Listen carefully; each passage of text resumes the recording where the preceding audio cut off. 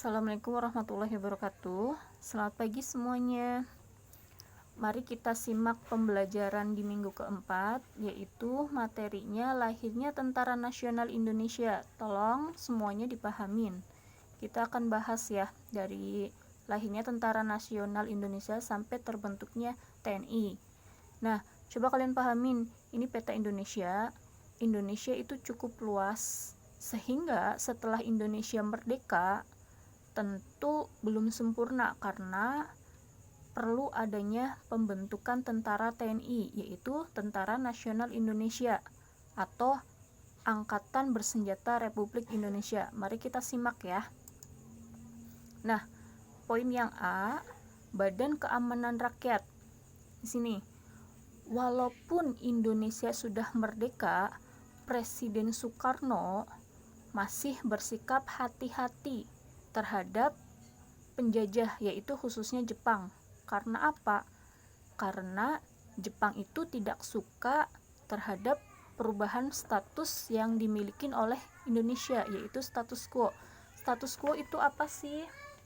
Status quo adalah, ayo ada yang tahu nggak? Status quo adalah dari negeri jajahan menjadi negara merdeka. Apalagi Indonesia itu memiliki tentara, itu tidak disukain sama pihak Jepang. Makanya di sini Jepang meluncuti senjata yang dimiliki oleh pihak Indonesia, sekaligus membubarkan peta. Karena apa?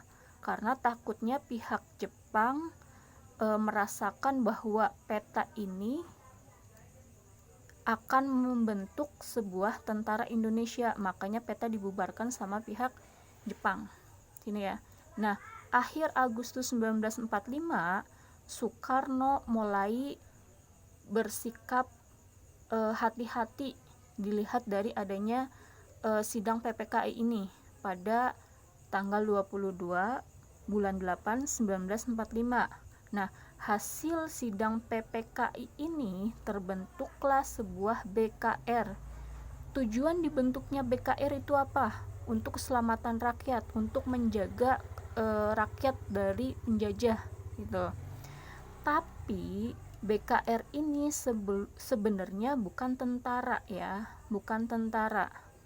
Dan sampai akhir Agustus Indonesia itu belum sepenuhnya memiliki tentara gitu kan, sampai bulan Agustus.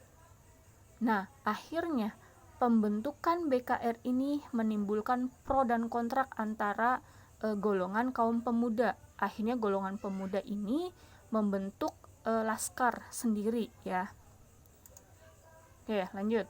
Nah, Komite Van Aksi dan lahirnya badan-badan perjuangan. Nah, ini Sukarni dan Adam Malik, kedua tokoh ini, beliau membuat Komite Van Aksi. Tujuan dibentuknya Komite Van Aksi ini itu untuk apa sih? Tujuannya yang pertama, agar senjata yang disita sama pihak Jepang itu diambil balik oleh pihak Indonesia, sekaligus untuk mengambil kantor-kantor yang dikuasain sama pihak Jepang, itu kan. Dan akhirnya di Indonesia itu mulailah adanya sebuah badan, salah satunya yaitu API, BARA, BBI, PRI. Di Indonesia itu terlahir adanya sebuah BPRI gitu kan, Hizbullah, KRIS, PMI. Nih artinya sudah Ibu tuliskan kan ya di PPT, silakan kalian disimak nih, udah ada. Di Indonesia akhirnya terbentuklah badan-badan seperti ini nih ya.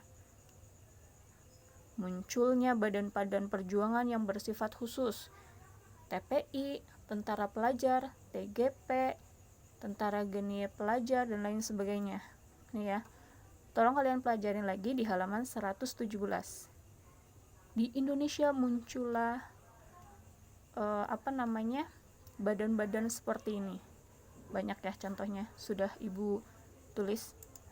Terus poin yang B, Tentara Keamanan Rakyat ya, kita bahas. Sampai bulan September 1945 Indonesia itu sama sekali belum memiliki organisasi tentara yang resmi.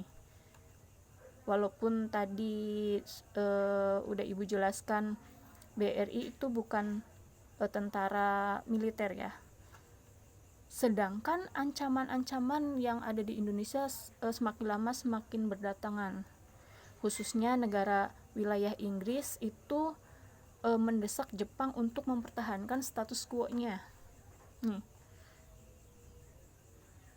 Dan permasalahan pun seiring berdatangan di Indonesia, akhirnya para pemimpin di Indonesia itu mulai menyadari bahwa mempertahankan negara itu cukup sulit. Karena apa? Tanpanya ada tentara angkatan perang, Indonesia itu tidak akan bisa bertahan. Karena apa? Pasti akan selalu diganggu sama negara-negara lain.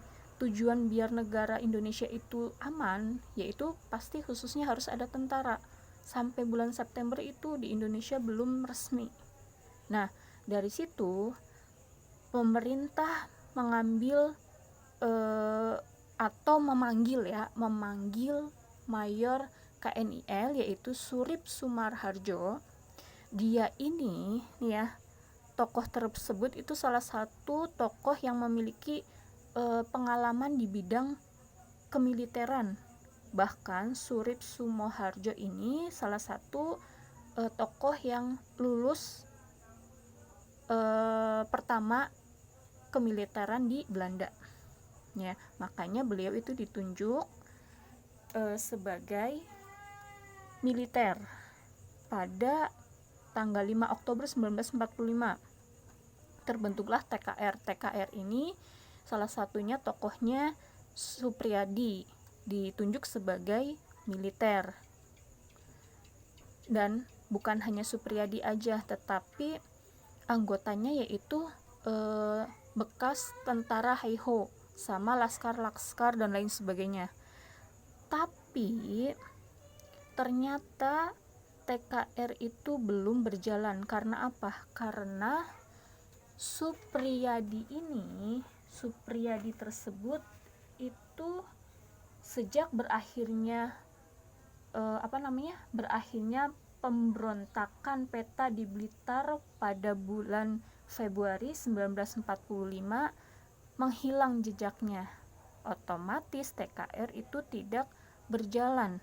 Dan akhirnya pada tanggal 20 Oktober 1945 dibentuklah kembali TKR, dibangkitkan lagi dengan anggotanya Urip Sumoharjo sebagai Letnan Jenderal dan Sudirman itu ditunjuk sebagai jenderal. Ya. Oke, sampai situ paham? Kalau sudah paham, kita masuk ke poin yang C, yaitu dari TKR TRI ke TNI. Nah, kita bahas ya. TKR itu dianggap belum bisa belum bisa menunjukkan sebagai satuan bersenjata karena dianggap tidak bisa menyingkirkan musuh atau memusnahkan musuh. Makanya TKR itu belum bisa dianggap gitu. Dan akhirnya Jenderal Sudirman itu mulai menyusun strategi dengan cara mengubah TKR yang awalnya Tentara Keamanan Rakyat menjadi Tentara Keselamatan Rakyat. Dan Kementerian Keamanan Rakyat diubah menjadi Kementerian Pertahanan. Ini dirubah sama Jenderal Sudirman. Dan akhirnya tanggal 3 Juni 1947 TRI itu diganti menjadi TNI. Yang isinya TNI ini mulai resmi ya. Salah satunya yaitu TNI Angkatan Darat, TNI Angkatan Laut, TNI Angkatan Udara, atau disebut dengan ABRI yang sekarang itu disebut sebagai TNI, Tentara Nasional Indonesia. Oke, cukup paham? Terima kasih sudah menyimak video Ibu. Cukup sekian dari Ibu. Assalamualaikum warahmatullahi wabarakatuh.